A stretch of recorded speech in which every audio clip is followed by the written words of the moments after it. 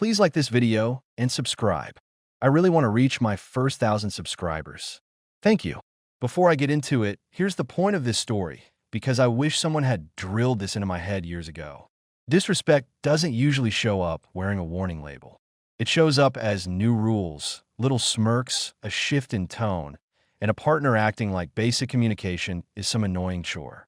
The practical focus here is simple: how to spot the moment the relationship stops being a partnership and starts being a control project, and what to do without yelling, begging, or performing. Boundaries aren't speeches. They're logistics. They're receipts. They're schedules. They're who gets access to you, your time, and your money. This is what it looked like when I stopped negotiating for basic respect and started running my life like it mattered. It started on a regular weeknight in our kitchen in Austin. Nothing dramatic. No storm outside. No screaming. Just that quiet, clinical kind of cold that makes your skin itch. Ava was at the stove, stirring a pot like she was timing something. Not cooking. Timing. Her movements were mechanical, and every few seconds she tapped the spoon against the rim. Tap, tap, like she was counting down to something. I walked in, loosened my work shirt, and went for the cabinet where we keep the plates. Just muscle memory. Help with dinner. Set the table. Normal married person stuff. I reached for the handle, and without looking at me, she cut in. Want to help? Don't touch me. I paused with my hand on the cabinet door. I wasn't touching you, I said calm. I am grabbing plates. She still didn't look up. Top, top. She leaned and shut the cabinet door with her hip like she was closing a conversation, not a cabinet. That's the rule tonight, she said. Figure out. The way she said it wasn't tired. It wasn't playful. It was a policy. Like I'd walked into a building and missed a new sign on the wall. I kept my voice even. You've been cold for weeks. Did I miss something? Work? Family? Us. She made a small noise, half scoff, half exhale, and finally turned her head a few degrees, not enough to meet my eyes. Jason already understands space, she muttered. That name landed weird. Not like a confession. Like a slip. Like she'd been using it in her head and forgot who she was talking to. I held still. Who's Jason? Her eyes finally flicked toward me. Sharp. Annoyed that I'd interrupted her script. If you want to help, she snapped, stop circling. It's exhausting. I looked at her for a long second. Not to win. To record. No eye contact. Mechanical movements. Spoon tapping. Rule announced like I'm a roommate who doesn't follow instructions. Got it, I said. No circling. I stepped back, grabbed a glass from the other counter, and poured water. No debate. They're trying to pull warmth out of someone acting like warmth is a favor. Ava went back to stirring, tapping, counting. She didn't soften. She didn't explain. She didn't ask how my day was. She just kept moving like the kitchen was hers, and I was background noise. And right there, I understood something. This wasn't a mood. This was a shift in power. A boundary put on me without respect, without context, and without negotiation. If I'd known where it was headed, I would have started writing everything down that same night instead of 2 days later. The next day at the shop, I did what I always do. I opened early, checked the schedule, walked the bays, and made sure my guys had what they needed. I run a mid-sized auto service place. Nothing fancy, but clean work, steady customers, and a team that doesn't cut corners. I'm Michael. I don't do drama. I do systems. Ty, my lead tech, early 30s, always chewing gum like it's a full-time job, called out from Bay 2. Boss, you want the parts list before lunch or after? Before, I told him. I'm trying something new. Being organized. Rosa, our service writer, laughed from the front desk. You? Organized?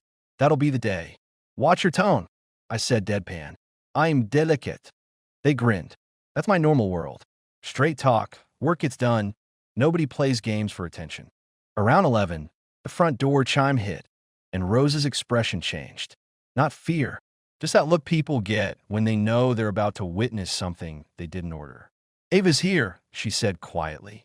I wiped my hands with a rag and stepped up front. Ava walked in like she owned the building. Hair done, outfit sharp, face neutral, not angry, not warm, official. Ty and 2 other guys drifted closer, pretending to check paperwork while being absolutely nosy. I don't blame them. If my boss's wife walked in looking like a banker with a grudge, I'd watch too. Ava didn't even say hi. I need 1,000, she said. Right now. I blinked once. For what? Her jaw tightened. Don't do that. Do what? Ask questions like I'm some employee filing a request. I leaned my hip against the counter, relaxed. You're asking for $1,000. That's not a grab milk on the way home request. Her eyes flicked toward Ty, then back to me. Like she noticed the audience and decided the audience was useful. Transfer it, she said. Just do it. I kept my voice level. No. That single word hit the room like someone shut off music. Ava's nostrils flared. Excuse me. I nodded once. Starting today, we're doing structure. Shared expenses go in a shared spreadsheet. Bills, house stuff, plans. If it's personal spending, it comes out of personal money. No more random transfers. Her mouth twisted like I'd insulted her in a language she didn't speak. Rosa pretended to type while listening with her whole soul. Ava's voice dropped colder. Your air in this little garage is making you brave. I gave her a small smile. It's a shop. And yes, it makes me brave enough to not be a walking ATM. Ty made a soft oof noise and immediately pretended to cough. Ava's eyes flashed. You're humiliating me. I raised an eyebrow. You walked in here and demanded money in front of my staff. If you feel embarrassed, maybe start there. She stepped closer. Don't you dare do this again. Not in public. I didn't move. Then don't issue commands in public. For a second, she looked like she might go bigger, louder, something, but she didn't. Instead, she did that thing where someone swallows their anger and stores it for later. Fine, she said, clipped. We'll talk at home. Sure, I replied. Put whatever it is in the spreadsheet. She turned and walked out like she was leaving a negotiation she'd already won. But her shoulders were stiff. Her pace was sharp. Ty waited until the door shut. Then he muttered, well, that was healthy. I glanced at him. You got work to do. He nodded fast. Yes, sir. I love work. Work is great. Rosa leaned in when the bays swallowed the guys again. You okay? I shrugged. I'm awake. That afternoon, I opened a new file on my laptop. Share expenses. Columns. Dates. Notes. Categories. No emotions. Just reality in rows. At home that night, Ava switched faces. It was almost impressive, like watching someone flip a light. The table was set like a magazine photo. Candles. Nice plates. Food arranged neatly. She even asked about my day. How was the shop? She said, softer. Busy. I sat down, not rushing to be grateful. Normal. She poured me a drink, just something simple, nothing dramatic, and slid it over with a small smile. I've been distant, she said, voice gentle. Work's been a lot. I appreciate you giving me space. I watched her. The words sounded right. The timing didn't. I'm not giving space, I replied. I'm matching energy. There's a difference. Her smile twitched, but she kept it. She reached across and touched my hand like she'd rehearsed it. Then she stood, walked behind my chair, and rested her fingers on my shoulders for a second. Let's reset, she murmured. I didn't pull away. I also didn't melt. I just let it be what it was, a move. After dinner, she leaned into me on the couch, warm and sweet, asking about plans, laughing at small things, acting like the past few weeks didn't happen. Then later, when the lights were off and it was quiet, she rolled away like a switch flipped again. No keys. No good night. Just distance. I stared at the ceiling for a minute, then got up, walked to the kitchen, and opened my laptop. I entered every bill I could think of. Mortgage, utilities, insurance, groceries. I made a section titled Requests, because I had a feeling I was going to need that. 2 days later, she tested the boundary again. Not at home, at my job, because witnesses are leverage if you can control the story. She came back during a busy afternoon. The waiting area had customers. Rosa was on the phone. Ty was under a truck. The place was alive. Ava walked straight to me. Same sharp outfit. Same controlled face. You didn't send the money, she said. I kept my eyes on the invoice in my hands. Correct. She crossed her arms. So you're really doing this? I'm doing structure, I said. If you want something, put it in a sheet with a reason and date. Her voice rose just a touch. Enough for ears to catch it. I shouldn't have to justify myself to my husband. I looked up finally. Then don't ask like I'm a cashier. This is a partnership, not a power outlet. Her eyes flicked toward the customers, then back to me. She lowered her voice tight. You're enjoying this. I gave her a flat look. I'm enjoying not being played. Different thing. She leaned in close, smile fake. Careful, Michael. You're not as untouchable as you think. I smiled back polite. And you're not as subtle as you think. She held my gaze for a second, then turned and walked out again, heels clicking like punctuation. That night, she did the sweet wife act again, but with more intensity. Overly attentive. Overly interested. She offered to book something for my birthday coming up. I wanted to be perfect, she said, eyes bright. You deserve a good day. I sipped coffee and watched her like she was selling me a warranty. You didn't remember my birthday last year until my mom texted you. Her smile stiffened. That's not fair. It's accurate, I replied. So tell me why you suddenly care. She laughed lightly, like I'd told a cute joke. Because I'm trying. Trying what? I asked. Her eyes narrowed for half a second. Too fast for most people, not fast enough for me. Trying to be better, she said. I nodded slowly. Great. Start with basic respect. She reached for my arm. I do respect you. I looked at her hand on my arm. Then back at her. Then stop issuing rules like you're running a daycare. She pulled her hand back, smile fading, and stood up with a calm she didn't earn. Fine, she said. I'll give you your space. Good, I answered. And I'll keep my structure. Ava stared at me like she was recalculating. Then she went upstairs, steps measured, like she was counting again. The night I heard the phone call, I wasn't trying to catch her. I came home late because I'd stayed at the shop to help Ty finish a stubborn job. I walked in quiet, boots off by the door, and heard her voice from the hallway. Not loud, not emotional, controlled, organized, like she was giving instructions to a contractor. I stopped. And I'm telling you, it's better on his birthday, she whispered. It lands cleaner. Pause. He'll be surrounded, she continued. He won't make it ugly. He cares too much about looking stable. Another pause. A softer laugh, not kind. Yes, the house and the accounts, she said. I've got someone who knows the forms. Don't worry. My stomach didn't drop. I didn't panic. I just went still, like my brain switched from husband mode to manager mode. She kept talking. He's doing that let's fix us thing, she whispered. It's pathetic. I want it neat. I want him to feel it. I pulled my phone out slowly and hit record. Not for drama, for clarity. I caught enough to prove what it was, a plan tied to a date designed for an audience. I didn't storm in. I didn't confront. I didn't give her the adrenaline she wanted. I walked back out the front door, sat in my truck for 5 minutes, and listened to the recorded audio once. My hand stayed steady. Then I drove to a 24-hour gym and worked out until my head was quiet.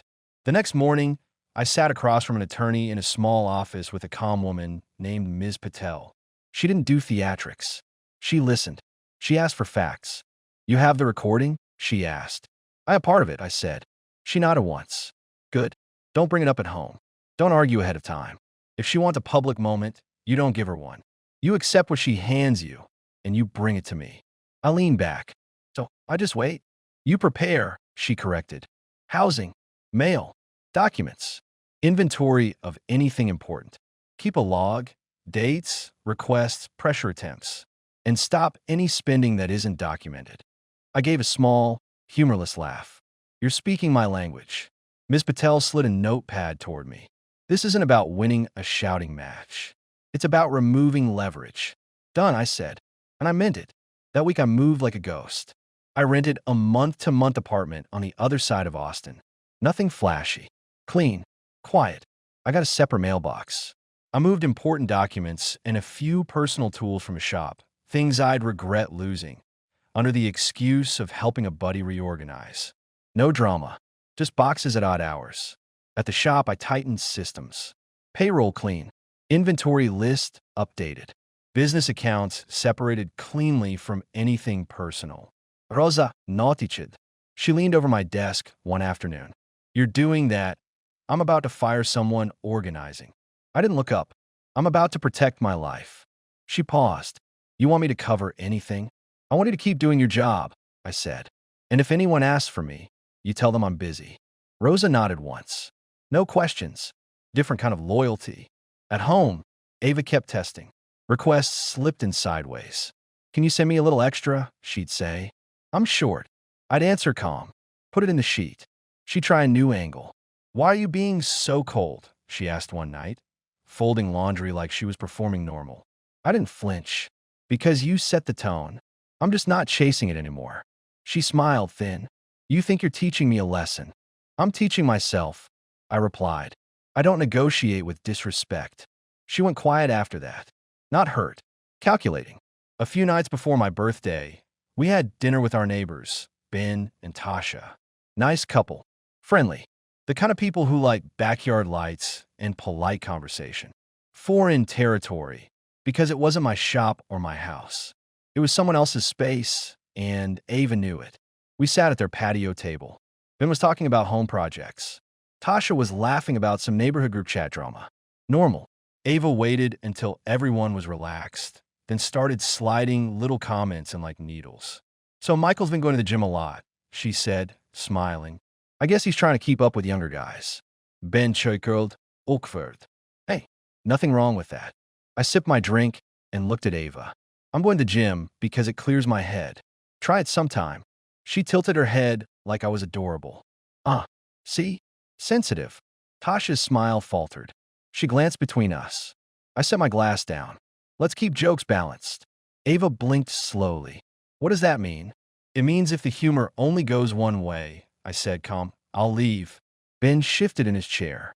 Ava laughed like I'd said something ridiculous. You'd leave? Over a joke. I nodded once. Yes. She leaned back, enjoying herself now. Wow, that's dramatic for a guy who claims he hates drama. I didn't raise my voice. I didn't perform. I just made the boundary real. Ava, I said, steady, last warning. If you keep trying to make me the punchline, I'm done for the night. Tasha touched Ben's arm like she wanted him to intervene, but he didn't know how. Nobody wants to referee a married couple at their patio table. Ava smirked and looked at Tasha. See what I deal with? If I breathe wrong, he gets offended. I stood up. Ben's eyes widened. Michael. I held up a hand. It's fine. Ava's smile dropped fast. You're not serious. I pulled my wallet out, put cash on the table to cover my share, and nodded at Ben. Thanks for having me. Then I looked at Ava. You can get home however you like. Her face tightened, and for a split second, the mask cracked. Not sadness. Rage that I didn't stay on her stage. Are you kidding me? She hissed. Low. I smiled politely. No. And I walked out. No speech. No slamming doors. Just clean exit. In my truck, I sat for a moment and let the quiet settle. Not relief. Confirmation. She wasn't joking. She was practicing. When I got home later, she was waiting in the kitchen like she'd been rehearsing another act. I'm sorry, she said quickly. I took it too far. I hung my keys on the hook. You did. She stepped closer. I don't want us like this. Let me fix it. I looked at her calm. Fix it how? I'll make your birthday perfect, she said, voice soft, eyes wide. Let me do that. For you. There it was. The second softness. Bigger. Sweeter. More polished. I nodded slowly. Sure. You can host whatever you want. Her face brightened like she'd scored a point. Really? I held her gaze. Yes. And I'm not signing anything at a party. Her smile froze. What? I shrugged. Just setting a rule. Since we like rules. She stared at me like I'd pulled a card from her pocket without touching her. That's a weird thing to say, she muttered. Maybe, I replied. But it's my rule. She backed off, forced a laugh. Okay, whatever. You're being paranoid. I gave her a small smile. Maybe. Or maybe I'm finally paying attention. She walked away, and I watched her shoulders stiffen again. The warmth drained out of the room like someone opened a vent. The day of my birthday came fast. Ava went all in. Decorations. Food. Smiles. The perfect host routine. She kissed my cheek when people could see it. She laughed loudly at my jokes like we were some solid couple everyone should admire. Guests filled the house. Neighbors, a few friends, my mom, 2 guys from the shop, and Ava's sister Grace. Grace is the kind of person who watches more than she talks. Always composed. Always assessing. She hugged me and said, Happy birthday, Michael, with that careful tone like she was checking a box. I nodded. Good to see you. She looked past me, toward Ava, then back. Yeah, busy night. Ava floated around the room like a politician. making sure everyone had a plate, making sure everyone saw her doing it. I played my role, polite, relaxed, present. No tension on my face. No hints. Ms. Patel's voice was in my head. Don't give her the fight. Don't give her the scene. At one point, Ava touched my arm and whispered, "Are you having a good time?" I looked at her and smiled for the guests. I'm Fina. Her eyes narrowed slightly, but she kept her smile. Good. Grace drifted near me as if by accident. She murmured, barely moving her lips, "She's going to do it." I know, I replied, equally low. Grace exhaled through her nose. Then don't make it messy. I'm not the one who brought props, I said. Grace almost smiled at that, then caught herself. Dinner plates were cleared. People were in that comfortable post-food mood. Ava decided it was time. She tapped a spoon against the glass. Top, top. The same counting sound from the kitchen weeks ago. It wasn't cooking. It was timing. The room quieted. Ava stood in the center like she'd practiced in front of a mirror. Warm face. Sweet voice. Everyone, she began. I just want to say how grateful I am that you're here. We all value honesty, and we all value being adults about hard things. My mom's brow creased. Ben and Tasha exchanged a glance. Rosa wasn't there, but one of my guys from the shop shifted uncomfortably. Ava looked at me with a bright smile that didn't reach her eyes. And because we respect all of you, she continued, Michael and I have decided we're going to go separate ways. A hush dropped over the room. Not shock like a movie, more like confused discomfort. People didn't know where to look. Ava held the pause like she was waiting for the room to absorb the brave honesty of her announcement. Then she reached to the side table and picked up a neat folder. I've prepared everything, she said, still sweet. Nothing dramatic, just the right way to do it. She walked toward me and held the folder out like a gift. Grace leaned down close to my ear and whispered, "Just take it. Don't sign here." Let her think she's in control for 10 seconds. I didn't look at Grace. I just nodded slightly. I took the folder from Ava, flipped it open, and scanned enough to confirm what it was. House. Accounts. Clean little boxes designed to corner me in front of witnesses. Ava watched my face like she was waiting for panic, waiting for anger, waiting for me to make her look like the calm adult and me the unstable guy. I closed the folder and slid it into the inside pocket of my jacket. Ava's smile twitched. "You need to sign it." I looked around the room, and my mom's worried eyes at Ben and Tasha frozen mid-breath, and my guys looking like they wish they were under a car right now. I spoke to the room first, steady and polite. "Thanks for coming," I said. "Eat, drink, relax. Logistics will get handled." Ava's voice sharpened. "Michael." Now, I turned back to her. "I'll take the documents. Tomorrow they'll be where they belong." Her eyes widened, and the host mask threatened to crumble. "We can do it right now. Everyone's here." I nodded once. "Exactly. Everyone's here. That's why you did it." She leaned in, smile forced, voice low. "Don't embarrass me." I gave her a calm look. "You walked into my life with a script and an audience. I'm not participating." Ava's lips tightened. "So you're refusing?" "I'm declining the performance," I replied. "Different thing." She lifted her chin like she was about to declare me the villain. I didn't give her space to build momentum. I straightened my jacket, looked her in the eyes, and delivered the only line that mattered. "You wanted honesty in front of people who matter. Here it is. I'm done being the only adult in this house. Thanks for the party." Then I turned, nodded politely to the guests, and walked toward the door. Ava called after me, voice louder now. "Michael, you can't just leave." I paused at the doorway, not for her, just long enough for the room to hear my last boundary. "I can," I said calm. "And I am." Grace surprised everyone by stepping with me. No drama, no grand gesture. She just moved like she didn't want to be standing next to Ava when the mask came off. Outside, the night air hit my face, and I felt something simple, quiet control. Grace exhaled. "You're really doing it." I opened my truck door. "She started it weeks ago. I'm just finishing it." Grace shook her head, almost impressed, almost annoyed. "She thought you'd fold." I looked at her. She thought wrong. The next week wasn't chaos, because I didn't allow chaos. I stayed in my apartment. I communicated through short, clean messages. Everything documented. Every request from Ava went into the log. Every urgent need got answered with one line. send it in writing. At the shop, I was sharper than ever.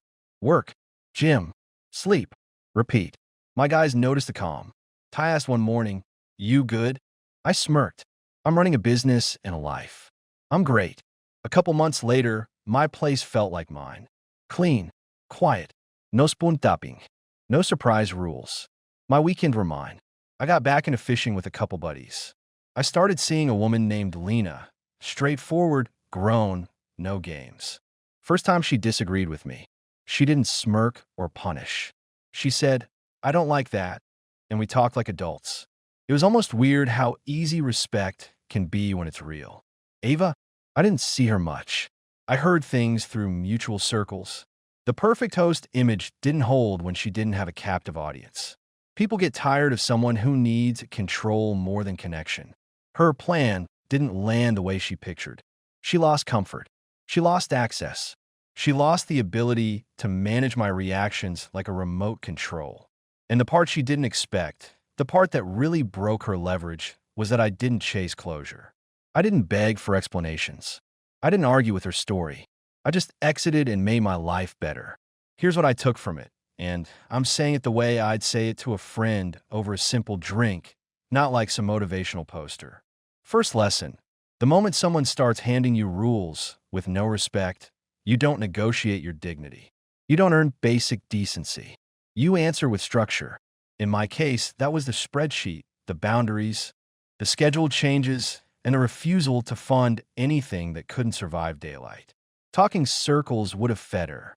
Logistics starve the game. Second lesson: watch how they behave in front of witnesses. Ava didn't come to my shop for connection. She came for control. She didn't plan my birthday to celebrate me. She planned to trap me. If you keep telling yourself, "They didn't mean it like that," you'll miss the fact that they keep choosing moments where you're least able to respond. That's not accident. That's strategy. Third lesson: the biggest mistake would have been trying to prove I'm a good husband in front of our audience. That's how you get pulled into a script you didn't write. My job wasn't to win the room. My job was to keep my name clean and my leverage intact. I took the papers I refused to stage, and I left. Calmly. That's what flipped the power. Respect and boundaries matter more than the comfort of staying in a familiar mess. If someone needs you small to feel big, the best answer isn't a speech. It's a decision and a door closing behind you.